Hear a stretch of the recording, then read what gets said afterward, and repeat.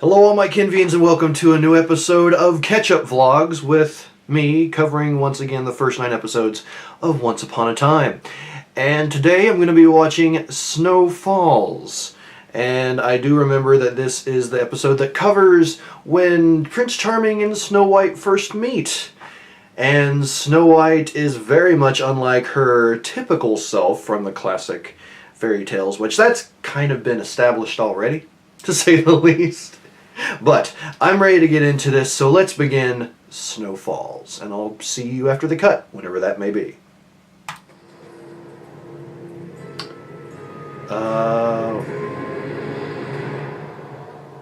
Looks like a goblin in the back? I couldn't quite tell. It was something with a tail.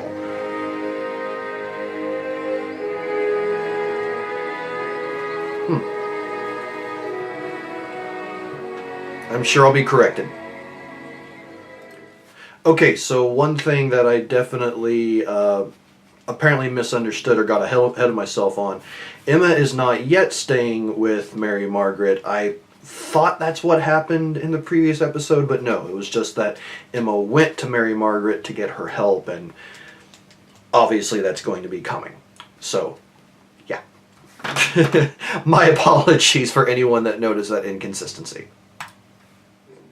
Alright, so Snow Falls. Now this is, I mean, they're all good from what I can recall and from what I have re-experienced so far. It's like all the episodes are good.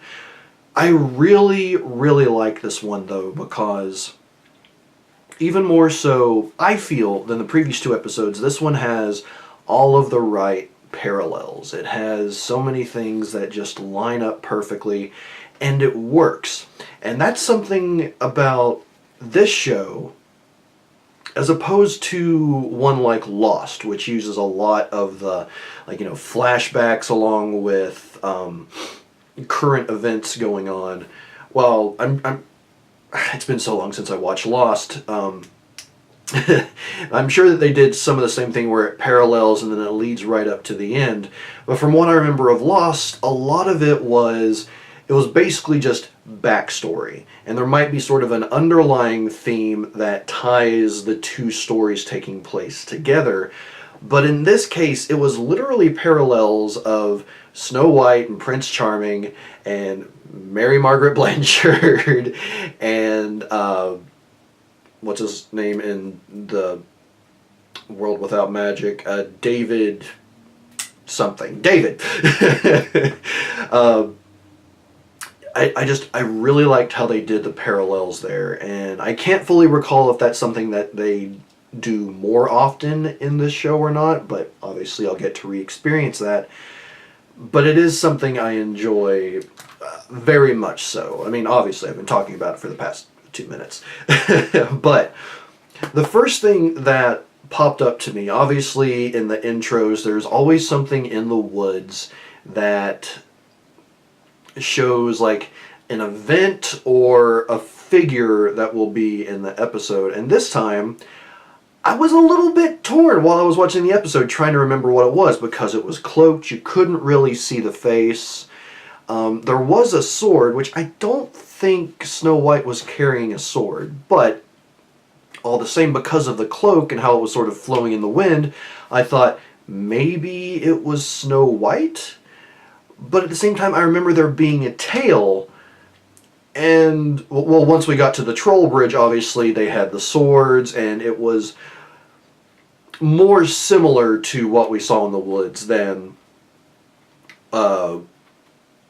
what Snow White was. I don't remember seeing them having any tails, though, so maybe that was like the sword scabbard hanging at their side, sort of flowing in the wind, or something like that. But so that's what I think it was, is that it was a troll in the intro sequence there. If I'm wrong on that, do let me know in the comments, just because I can't fully remember.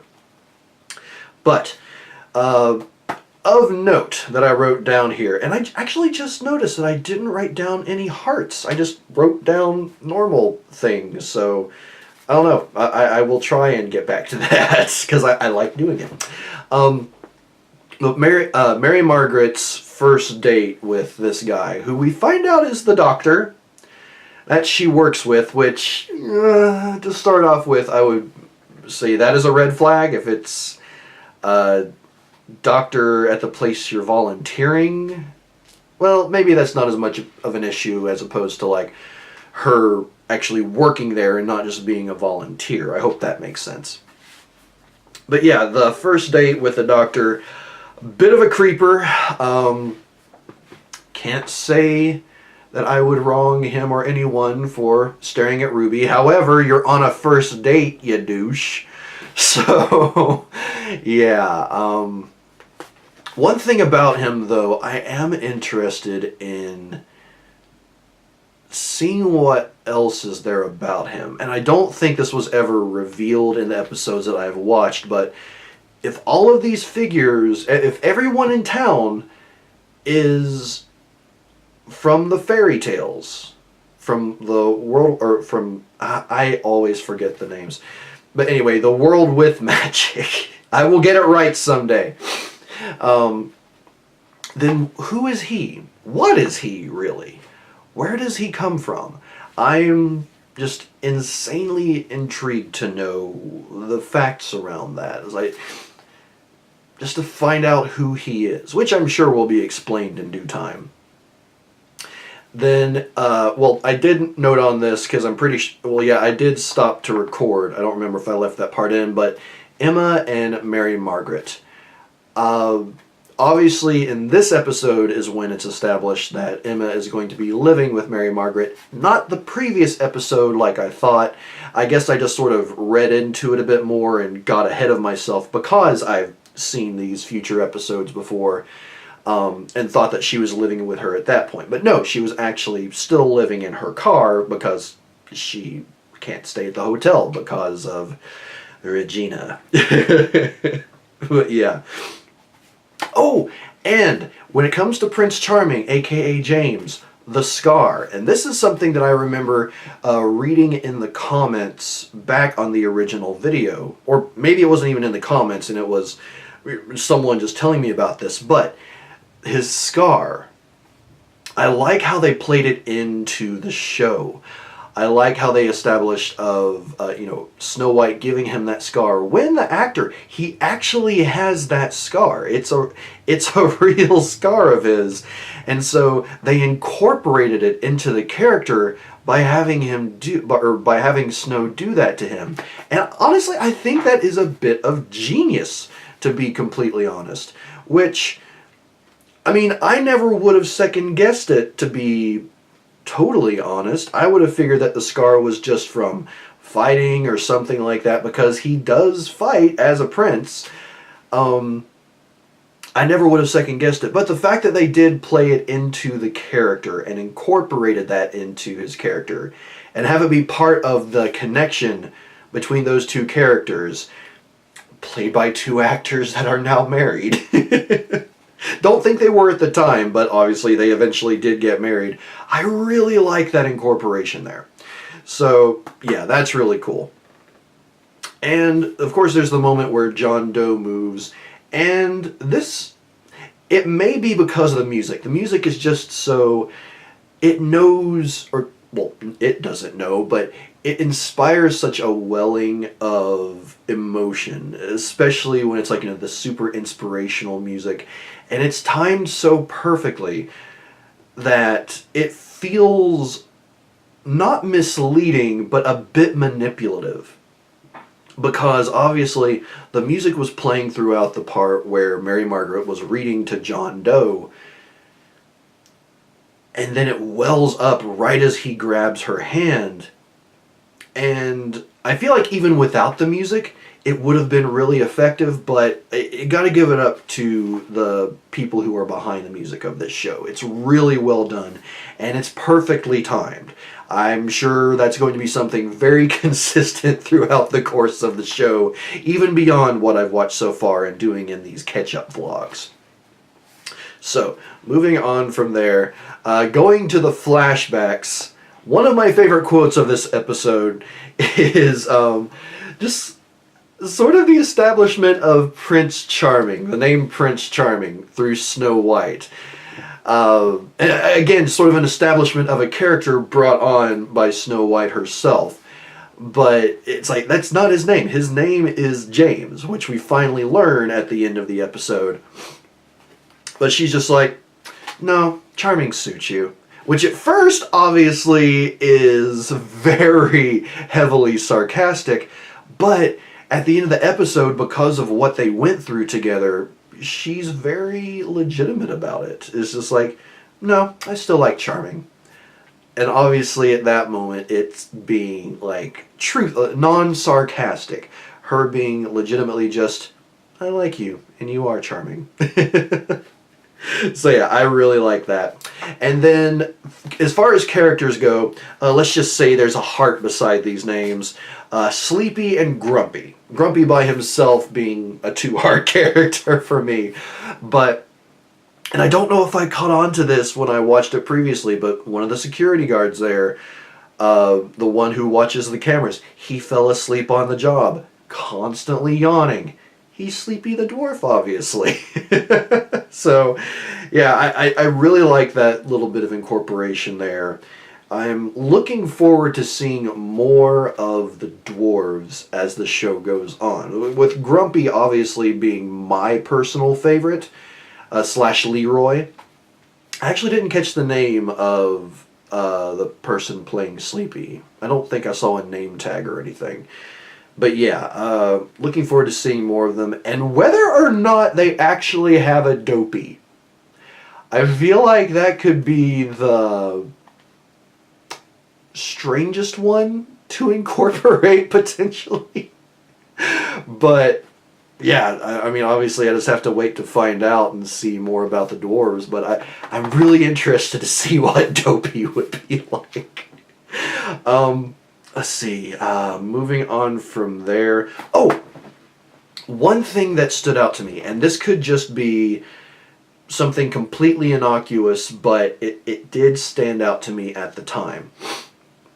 Now, in the first episode, when they get to Storybrooke, Emma asks where Henry lives or what his address is, and he says, 44 I'm Not Telling You Street. Specifically the numbers 44, not something simple like what I would do with the, like, you know, it's 123 I'm Not Telling You Street. Specifically 44.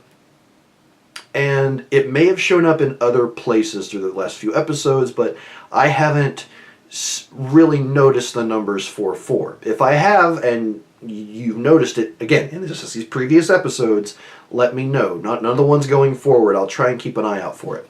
But there was the combination of 4 and 4 in this episode. It said that Regina found the John Doe 4 years ago on the side of the street unconscious. And after they find his tape of him leaving, it was 4 hours ago. So it's either the number 4 that there might be a big connection with, or it could be the number 44. And again, I could just be pulling just absolutely nothing out of thin air, just pure speculation. But one thing I do know about this show is that there are often things that seem like coincidences, but they're really not, because the show, from everything I've been told, they're very good about their lore, they're very good about continuity. So, the number 4/44 is something I'm going to do my best to keep an eye out for going forward. Obviously, even as I'm doing these catch-up vlogs, because just it seems like it can't just be a coincidence. It could be, but it might not. But moving on from there with a discussion of Snow White and whether or not she ruined the Queen's life. It's established even by Snow. It's like, you know, the Queen blames me for ruining her life. Well, did you? And then there's that pause followed by, yes. And again, I don't think that's an episode I ever got to, but I'm legitimately curious to find out what it was that Snow White did. Obviously, it's something she's responsible for the love of the evil queen's life dying, or perhaps it was just the queen at the time. But what was it that happened? What did Snow do that resulted in that? That resulted in all of this hatred, all of this desire for revenge, to kill everything that's happy, or to destroy everything that is other people's happiness. I'm just cannot wait to see what that actually is. And, well, one of the other running themes throughout this episode that was really well done, and they tied it into, obviously, at the end, was the line, "You saved me." Now, at first, the prince saves Snow from the queen's guards. "You saved me." Seemed the honorable thing to do. And then later, Snow saves the prince from the trolls. "You saved me." Seemed the honorable thing to do. And then when they find that David in the river, or the creek, I guess, at the bridge, and she revives him through CPR / a kiss, not necessarily a true love's kiss, because I do remember that has sort of a magical aura to it. But, "You saved me." Actually, I don't think it was the honorable thing to do that she said. I can't remember what Mary said after that. But I liked how they stuck with that theme of "you saved me." So yeah, that was really cool. And actually, now that I think about it, it makes me think that technically, the prince owes Snow White at this point, or David owes Mary. So will he save Mary from something? Who knows? You all do, not me. And then, right at the end, one of the things that Regina says, and talking about how it's like she feels truly happy to have Henry, and I think her name was Catherine. She has David, and that just makes her so happy, because not having someone, that is the worst curse of all.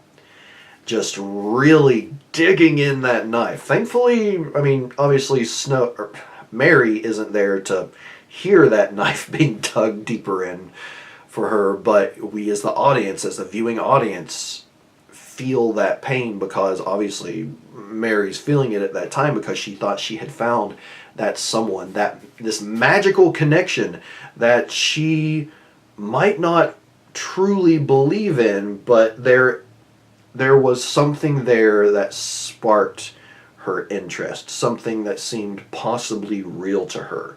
Obviously it is, because of what the show is, but from her perspective, it's like, I thought I had found that person. I thought that perhaps, maybe, this magic is real, but it was ripped away from her. So Regina's line there is just digging deeper and deeper of her hatred of Snow White, and just further getting that revenge, even if Snow White / Mary Margaret doesn't realize it. And then finally, the ring, which I hadn't noticed was on Mary's fingers before, or her finger before, because it only fits on one, but the ring that she got from the prince, she is wearing it. So I'm curious what the story is of how she got that ring according to the memories of our world. Because obviously she got it from the prince when they got engaged, which happens later, clearly. So, yeah, there was a lot to love about this episode. There were so many really good things. And I'm really excited to check out the next one, which, let me pull up the webpage here. I closed it to make sure that wouldn't run into any issues. Ooh! The next one is The Price of Gold, which we were completely Rumpelstiltskinless / Mr. Goldless throughout this entire episode, with the exception of the little recap that we get at the beginning of each episode. So I believe, unless I'm mistaken, the next one will be the episode where we get to experience the origins of Mr. Gold. Or maybe that comes later. I can't fully remember. But you know what? I am not going to ruin that for myself by reading the description. I'll have to wait until I'm actually watching the next episode. So yes, speaking of which, thank you everyone who has been here for these vlogs. I hope you're enjoying them. I feel like this is almost me just kind of getting back to the review portion of these videos, as opposed to including the reactions, which I hope you all are enjoying. I'm enjoying getting back through these and getting myself geared back up to really get back into the discovering Once Upon a Time and discovering shows in general. So yeah, it's been a lot of fun, and I'm ready to get into the next episode. So until next time everyone, for the next catch-up vlogs, Once Upon a Time, I am Papa Ken. Oh, and if you want to see episodes like this and others ahead of time, you can head over to Patreon, which I'll include a link over here if you want to check that out, and you can get the episodes ahead of time, anywhere from a day or two to possibly up to a week. I'll shut up now. Everyone have a great day. See you next time.